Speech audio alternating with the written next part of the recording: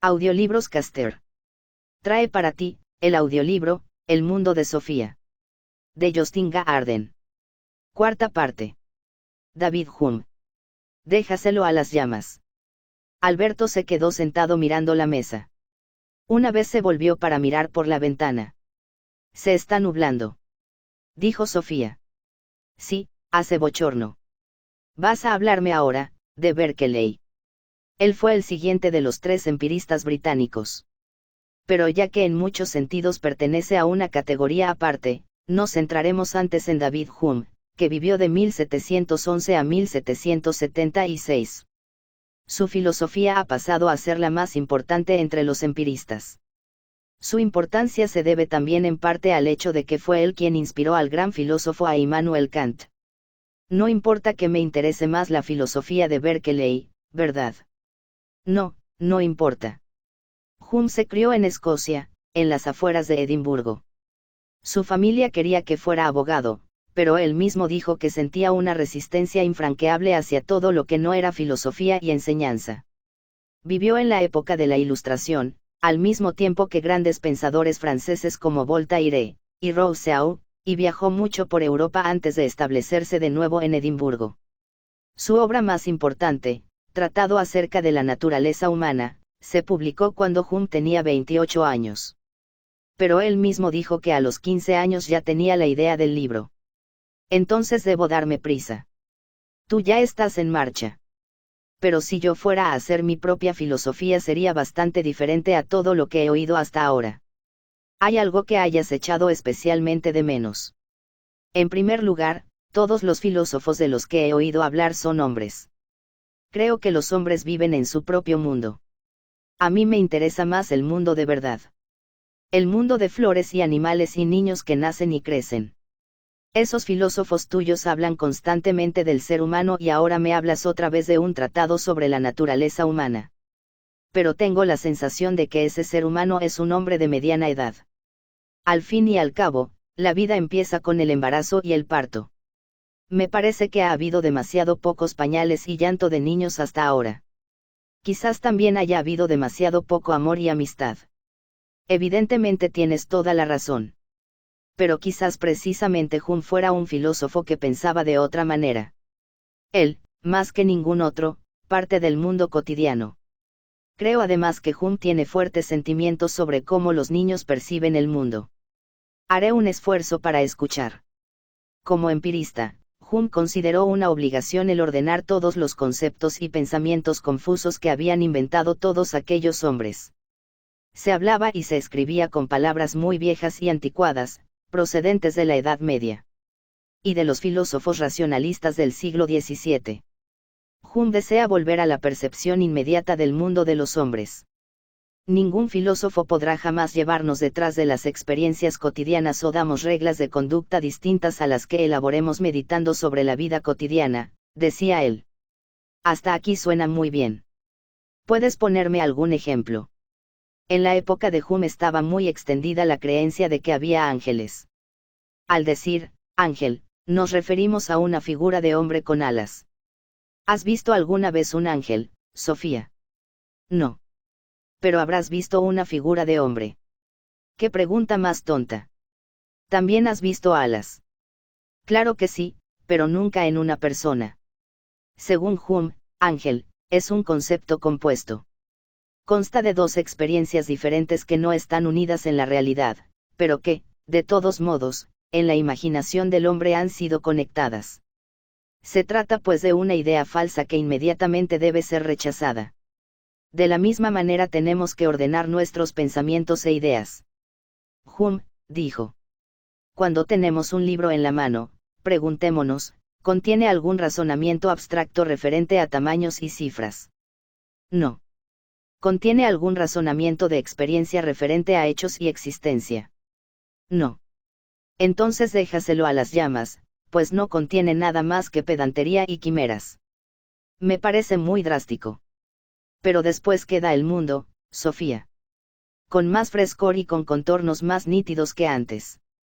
Hume quiere volver a la percepción infantil del mundo, antes de que todos los pensamientos y reflexiones hayan ocupado sitio en la conciencia.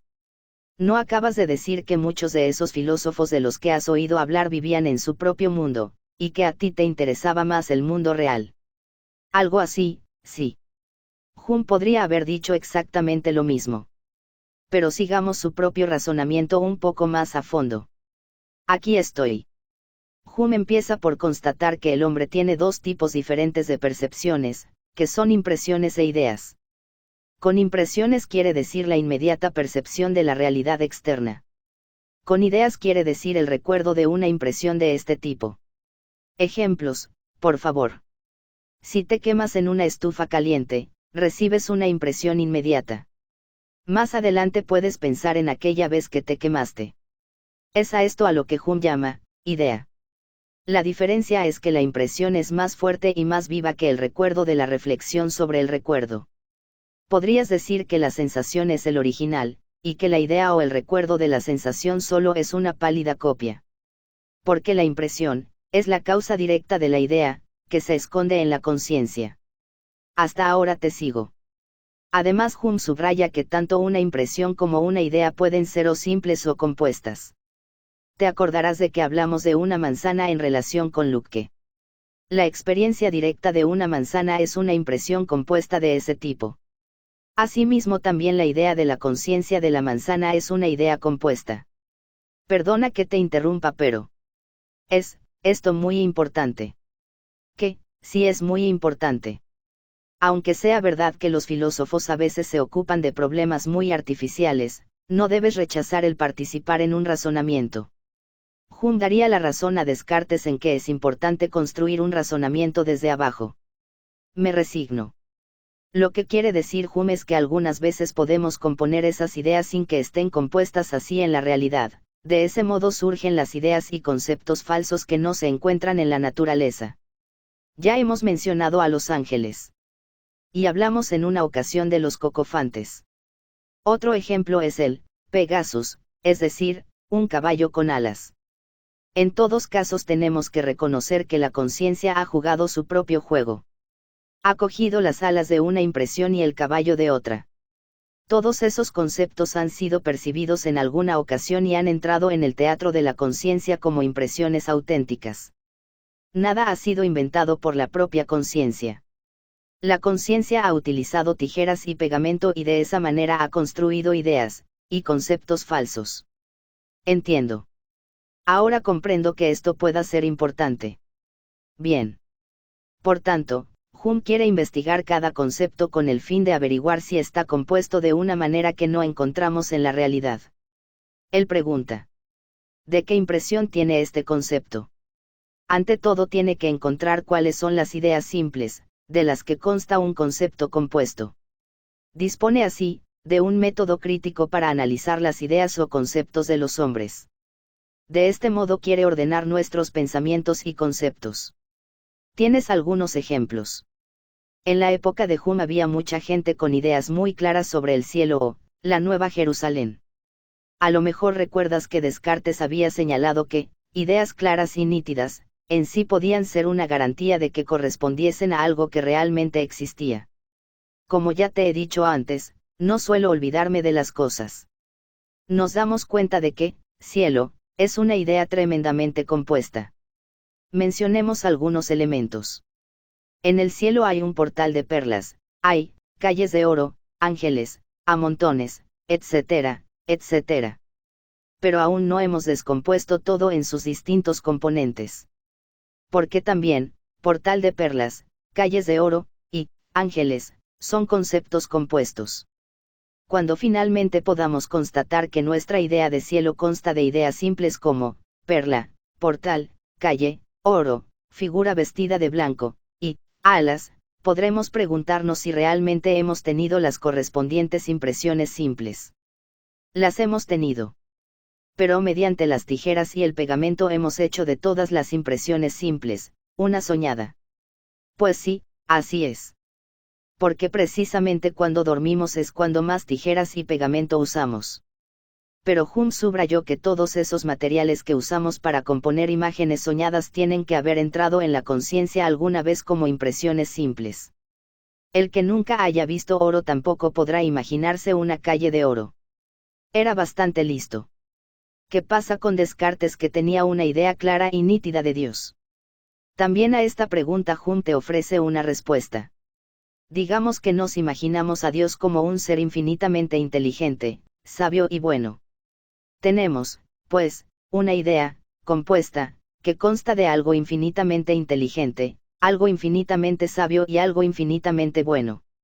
Si nunca hubiéramos conocido la inteligencia, la sabiduría y la bondad, nunca podríamos haber tenido tal concepto de Dios. Quizás también esté en nuestra idea de Dios el que sea un Padre severo pero justo, es decir, una idea compuesta por Padre, severo, y justo. Después de Hume, muchos críticos de la religión han señalado que el origen de esa idea de Dios puede encontrarse en cómo percibíamos a nuestro propio Padre cuando éramos pequeños. La idea de un Padre ha conducido a la idea de un Padre en el cielo, se ha dicho. A lo mejor es verdad. Pero, yo nunca he aceptado que Dios tenga que ser necesariamente un hombre. A veces mamá, para conservar el equilibrio, llama diosa a Dios. Como ves, Hume quiere atacar todas aquellas ideas y pensamientos que no tienen su origen en su correspondiente sensación. Quiere ahuyentar toda esa palabrería que durante tanto tiempo ha dominado el pensamiento metafísico y lo ha desprestigiado, dice. También a diario utilizamos conceptos compuestos sin pensar si son válidos. Esto se refiere, por ejemplo, a la idea de un yo, o de un núcleo de personalidad. Pues esta idea constituía la mismísima base de la filosofía de Descartes, la clara y nítida idea sobre la que estaba edificada toda su filosofía. Espero que Hume no pretenda negar que yo soy yo. En ese caso se convierte en un mero charlatán. Sofía, hay una sola cosa que quiero que aprendas mediante este curso de filosofía, y es que no debes precipitarte en sacar conclusiones. Sigue. No, tú misma puedes emplear el método de Hume para analizar lo que consideras tú, yo. Entonces debo, ante todo, preguntarme si la idea del yo es una idea simple o compuesta. ¿A qué respuesta llegas? Tengo que admitir que me siento bastante compuesta. Por ejemplo, tengo muy mal genio. Y a veces me resulta difícil decidirme por algo. Además puede gustarme o disgustarme una misma persona. Entonces el concepto, yo, es una idea compuesta. Vale. Ahora he de preguntarme si tengo una impresión compuesta, correspondiente a mi propio yo. La tendré. Supongo que la tengo constantemente. ¿Hay algo que te hace dudar sobre este aspecto? Voy cambiando constantemente. No soy la misma hoy que cuando tenía 4 años. Tanto mi humor como mi juicio sobre mí misma cambian de minuto en minuto. De vez en cuando ocurre que me siento como una nueva persona. De modo que esa sensación de tener un núcleo inalterable de personalidad es falsa. La idea del yo es en realidad una larga cadena de impresiones simples que nunca has percibido simultáneamente. No es más que un manojo o un montón de juicios diferentes que se suceden el uno al otro con una rapidez increíble, y que están constantemente en cambio y movimiento. Dice Hume. La conciencia es una especie de teatro donde aparecen los distintos juicios sucediéndose los unos a los otros, pasan, vuelven, se marchan y se mezclan en una infinidad de posturas y situaciones. Lo que quiere decir Hume es que no tenemos ninguna personalidad, que esté detrás o debajo de tales juicios y estados de ánimo que van y vienen. Pasa como con las imágenes sobre la pantalla de cine. Como cambian tan deprisa, no notamos que la película está compuesta por imágenes simples. Pero en realidad las imágenes no están conectadas la una con la otra. La película es realmente una suma de momentos. Creo que me resigno. ¿Significa eso que renuncias a la idea de tener un núcleo de personalidad inalterable? Supongo que sí. Hace un momentito pensabas otra cosa. Debo añadir que el análisis de Hume de la conciencia humana y su negación de admitir que los hombres tengan un núcleo de personalidad inalterable, fue introducida casi 2500 años antes en un lugar del planeta muy lejano. ¿Por quién? Por Buda. Casi resulta escalofriante ver lo parecidas que son las formulaciones de los dos. Buda consideró la vida humana como una línea ininterrumpida de procesos mentales y físicos que cambian a cada momento. El bebé no es igual que el adulto, y yo no soy igual que ayer. De nada puedo decir, esto es mío, dijo Buda, y de nada puedo decir, esto soy yo, no existe, pues, ningún núcleo inalterable de personalidad. Sí, se parece muchísimo a Hume. En la extensión de la idea de un yo inalterable, muchos racionalistas también habían dado por sentado que el hombre tiene un alma, inmortal. Pero también eso es una idea falsa. Según Hume y Buda, sí. ¿Sabes lo que dijo Buda a sus discípulos justo antes de morir? No. ¿Cómo quieres que lo sepa? Todo lo que es perecedero es compuesto, dijo. Quizás Hume hubiera podido decir lo mismo. Y también Demócrito. A menos sabemos que Hume rechazó cualquier intento de probar la inmortalidad del alma o la existencia de Dios. No significa que excluyera la posibilidad de ninguna de las dos cosas, pero creer que se puede probar la fe religiosa con la razón humana, es un disparate para él. Hume no era cristiano, pero tampoco era un ateo convencido. Era lo que llamamos un agnóstico. ¿Y eso qué significa? Un agnóstico es alguien que no sabe si existe un Dios. Cuando Hume recibió en su lecho de muerte la visita de un amigo, el amigo le preguntó si no creía en una vida después de la muerte. Se dice que Hume contestó, también es posible que un trozo de carbón puesto al fuego no arda. Así. La respuesta es típica de su falta total de prejuicios. Solo aceptó como verdadero aquello sobre lo que tenía sensaciones seguras. Y mantuvo abiertas todas las demás posibilidades. No rechazó ni la fe en el cristianismo ni la fe en los milagros. Pero esas dos cosas tratan precisamente de fe y no de conocimiento o razón. Podríamos decir que la última conexión entre fe y razón fue disuelta mediante la filosofía de Hume. Has dicho que no rechazó los milagros. Pero eso no significa que creyera en los milagros, más bien al contrario. Suele señalar que la gente aparentemente tiene una gran necesidad de cosas que hoy en día llamaríamos sucesos sobrenaturales, y que es curioso que todos los milagros de los que se habla sucedieran siempre en un lugar o tiempo muy lejanos. En ese sentido, Hume rechaza los milagros simplemente porque no los ha experimentado. Pero no rechaza que puedan ocurrir milagros. Esto me lo tendrás que explicar más a fondo. Un milagro es, según Hume, una ruptura con las leyes de la naturaleza. Pero no tiene sentido decir que hemos percibido las leyes de la naturaleza. Percibimos que una piedra cae al suelo cuando la soltamos, y si no hubiera caído, nos habría extrañado. Yo diría que, entonces, se habría producido un milagro, o algo sobrenatural. Entonces crees que existen dos naturalezas, una naturaleza en sí y una sobrenaturaleza. ¿No crees que estás volviendo a las confusiones de los racionalistas? Tal vez, pero yo creo que la piedra caerá al suelo cada vez que se suelte. ¿Por qué? ¿Por qué tienes que ser tan desagradable? No soy desagradable, Sofía. Para un filósofo nunca es malo preguntar. Quizás estemos tocando ahora el aspecto más importante de la filosofía de Hume. Contéstame, ¿cómo puedes estar tan segura de que la piedra caerá siempre al suelo? Lo he visto tantas veces que estoy completamente segura. Hume diría que has experimentado muchas veces que una piedra cae al suelo. Pero no has experimentado que siempre caerá. Se suele decir que la piedra cae al suelo debido a la ley de la gravedad. Pero nunca hemos experimentado tal ley. Solamente hemos experimentado que las cosas caen. No es lo mismo. No del todo. Dijiste que crees que la piedra caerá al suelo porque lo has visto muchas veces. Y ese es el punto clave de Hume. Estás tan acostumbrada a que una cosa suceda a otra, que siempre esperas que ocurra lo mismo cuando intentas soltar una piedra.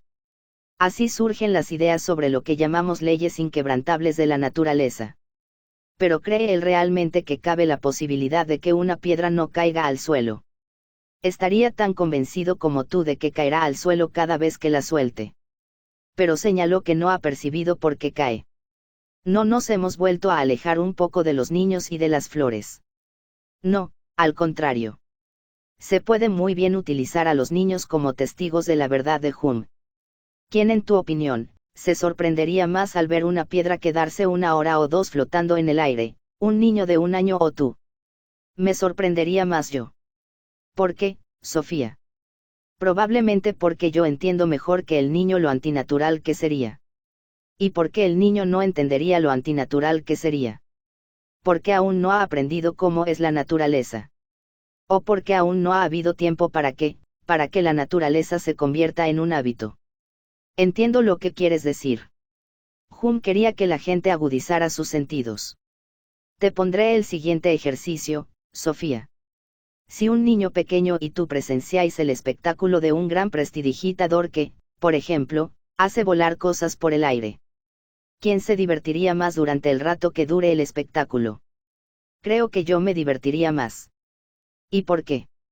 Porque yo habría entendido lo improbable que era el que eso sucediese.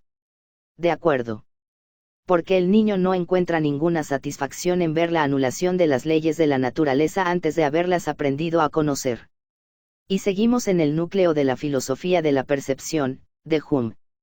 Él habría añadido que el niño no es aún esclavo de las expectativas. El niño es el que tiene menos prejuicios de los dos. También puede ser que el niño sea mejor filósofo. Porque el niño no tiene opiniones preestablecidas. Y eso, Sofía, es la mayor virtud de un filósofo. El niño percibe el mundo tal como es, sin añadir a las cosas más de lo que simplemente percibe. Me fastidia mucho cada vez que me siento predispuesta contra algo. Cuando Hume discute el poder del hábito, se concentra en la ley causa y efecto. Esa ley dice que todo lo que ocurre tiene que tener una causa. Hume usa como ejemplo dos bolas de billar. Si tiras una bola de billar negra contra una bola de billar blanca que está en reposo, ¿qué ocurre entonces con la bola blanca? Si la bola negra toca la blanca comienza a moverse. De acuerdo, ¿y por qué? Porque ha sido golpeada por la bola negra. En este caso se suele decir que el golpe de la bola negra es la causa de que la bola blanca se ponga en marcha. Pero hay que recordar que solo tenemos derecho a expresar algo con seguridad si lo hemos percibido. De hecho yo lo he percibido un montón de veces. Porque Jorun tiene una mesa de billar en el sótano. Hume dice que lo único que has percibido es que la bola negra toca la blanca y que a continuación la bola blanca empieza a rodar sobre la mesa. No has percibido la causa en sí de que la bola blanca empiece a rodar. Has percibido que un suceso sigue a otro en el tiempo, pero no has percibido que el segundo suceso ocurra a causa del primero. ¿No es eso un poco sutil? No, es importante. Hume subraya que la expectación de que lo uno siga a lo otro no está en los mismos objetos, sino en nuestra conciencia. Y la expectación tiene que ver con el hábito, como ya hemos visto. De nuevo podemos utilizar el ejemplo del niño pequeño. Él no se habría sorprendido si una bola hubiese tocado la otra y las dos bolas se hubiesen quedado quietas. Cuando hablamos de leyes de la naturaleza, o causa y efecto, hablamos en realidad del hábito de las personas y no de lo racional. Las leyes de la naturaleza no son ni racionales ni irracionales, simplemente son. Esto significa que la expectación de que la bola blanca de billar se ponga en marcha al ser alcanzada por la negra no es innata. No nacemos con una serie de expectativas sobre cómo es el mundo o cómo se comportan las cosas del mundo. El mundo es como es, esto es algo que vamos percibiendo poco a poco. Vuelvo a tener la sensación de que esto no puede ser tan importante. Puede ser importante si la expectación creada nos hace sacar conclusiones precipitadas. Hume no niega que haya leyes inquebrantables de la naturaleza, pero debido a que no somos capaces de percibir las leyes en la naturaleza en sí, corremos el riesgo de sacar conclusiones demasiado rápidamente. ¿Puedes ponerme algún ejemplo? Aunque yo vea una manada entera de caballos negros no significa que todos los caballos sean negros. En eso evidentemente tienes razón. Y aunque durante toda mi vida solo haya visto cuervos negros, no significa que no pueda haber un cuervo blanco. Es muy importante tanto para el filósofo como para el científico no rechazar la posibilidad de que exista un cuervo blanco. Casi podríamos decir que la búsqueda del cuervo blanco es la tarea más importante de la ciencia. Entiendo. En cuanto a la relación entre causa y efecto, puede que muchos piensen que el relámpago es la causa del trueno porque el trueno siempre viene después del relámpago. Este ejemplo no es muy distinto al de las dos bolas de billar. Pero es en realidad así. ¿Es el relámpago la causa del trueno? No del todo, porque en realidad hay truenos y relámpagos a la vez. Porque tanto el relámpago como el trueno se producen debido a una descarga eléctrica. Aunque siempre percibimos que el trueno llega después del relámpago, no significa que el relámpago sea la causa del trueno. En realidad, hay un tercer factor que lo desencadena. Comprendo. Un empirista de nuestro siglo, Bertrand Russell, ha dado un ejemplo muy grotesco. Un pollito que todos los días percibe que el encargado de las gallinas cruza el patio, acabará por sacar la conclusión de que hay una relación causal entre el hecho de que el encargado cruce el patio y que la comida llegue al plato. ¿Y si un día no dan de comer al pollito? Un día el encargado cruza el patio y degolla al pollito. ¡Qué horrible! El que algo se suceda en el tiempo no significa necesariamente que se trate de una relación causa-efecto. Una de las misiones principales de los filósofos es la de advertir a la gente que no saque conclusiones demasiado precipitadamente. De hecho, algunas de estas han dado origen a muchas formas de superstición. ¿Cómo? ¿Ves un gato negro que cruza el camino? Un poco más tarde, ese día, te caes y te rompes el brazo. Pero no significa que haya ninguna relación causal entre esos dos sucesos. Sobre todo es importante no sacar conclusiones precipitadas en un contexto científico. Aunque mucha gente se cure después de haber tomado una determinada medicina, no significa que sea la medicina la que los haya curado. Así pues, es preciso contar con un gran grupo de personas que crean que reciben la misma medicina pero que en realidad solo están tomando harina y agua.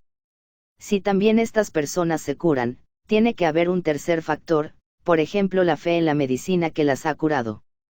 Creo que empiezo a entender lo que se quiere decir con empirismo. También en lo que se refiere a la ética y la moral, Hume se rebeló contra el pensamiento racionalista. Los racionalistas habían opinado que es inherente a la razón del hombre el saber distinguir entre el bien y el mal. Esta idea del llamado derecho natural está presente en muchos filósofos desde Sócrates hasta Leuc. Pero según Hume, no es la razón la que decide lo que decimos y lo que hacemos. Entonces, ¿qué es? Son nuestros sentimientos. Si te decides a ayudar a alguien necesitado de ayuda, son tus sentimientos, no tu razón, lo que te pone en marcha. ¿Y si no me da la gana ayudar? También en ese caso son tus sentimientos los que deciden. No es ni sensato ni insensato no ayudar a alguien que necesite ayuda, pero puede ser vil. Pero en algún sitio habrá un límite. Todo el mundo sabe que no está bien matar a otra persona. Según Hume, todo el mundo tiene cierto sentimiento hacia el bien de los demás. Tenemos la capacidad de mostrar compasión. Pero todo esto no tiene nada que ver con la razón. No sé si estoy de acuerdo en eso. No resulta siempre irrazonable quitar de en medio a una determinada persona, Sofía. Si uno desea conseguir algo, puede resultar incluso bastante útil. Por favor, protesto. Entonces intenta explicar por qué no se debe matar a una persona molesta. También el otro ama la vida. Por eso no puedes matarle. ¿Es esa una prueba lógica? No lo sé. Partiendo de una frase descriptiva, también el otro ama la vida, has llegado a lo que llamamos una frase normativa, por eso no debes matarlo. En un sentido racional esto es un disparate. Podrías igualmente decir, hay mucha gente que comete fraude fiscal, por eso yo también debo cometer fraude fiscal. Hume señaló que nunca se debe partir de frases de, es, para llegar a frases de, debe. Y sin embargo esto es muy corriente, sobre todo en artículos periodísticos, programas de partidos políticos y discursos parlamentarios. ¿Quieres que te ponga algún ejemplo? Me encantaría. Cada vez hay más gente que desea viajar en avión. Por eso deben construirse más aeropuertos. ¿Te parece sostenible esta conclusión? No, es una tontería. También debemos pensar en el medio ambiente. Yo pienso que deberíamos construir más tramos de ferrocarril. O se dice, la explotación de nuevos campos petrolíferos aumentará el nivel de vida del país en un 10%. Por eso debemos desarrollar cuanto antes nuevos campos petrolíferos. Tonterías. También en este tema tenemos que pensar en el medio ambiente. Además, el nivel de vida noruego es lo suficientemente alto. A veces se dice que, esta ley ha sido aprobada por el Parlamento, por eso todos los ciudadanos deben cumplirla. pero muchas veces seguir tales leyes aprobadas, va en contra de las convicciones más íntimas de una persona. Entiendo.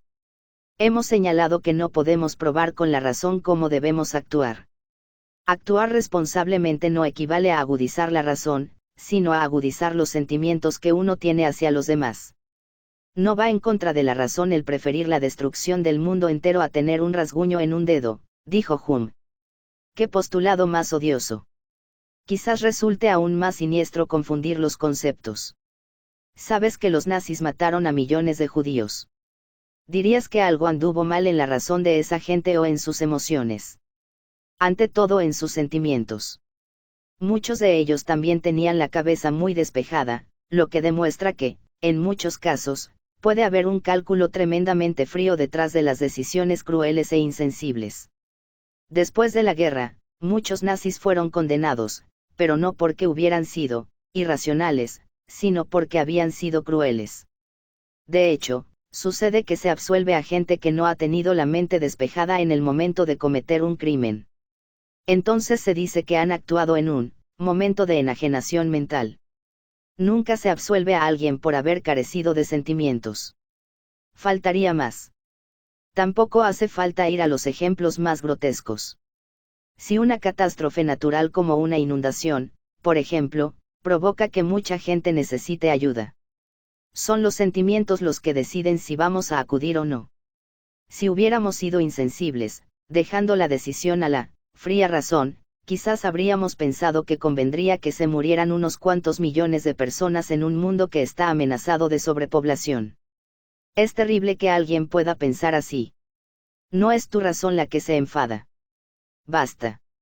Audiolibros Caster, te da las gracias por llegar al final de esta cuarta parte, esperando haya sido de tu agrado. No olvides dar me gusta y suscribirte al canal.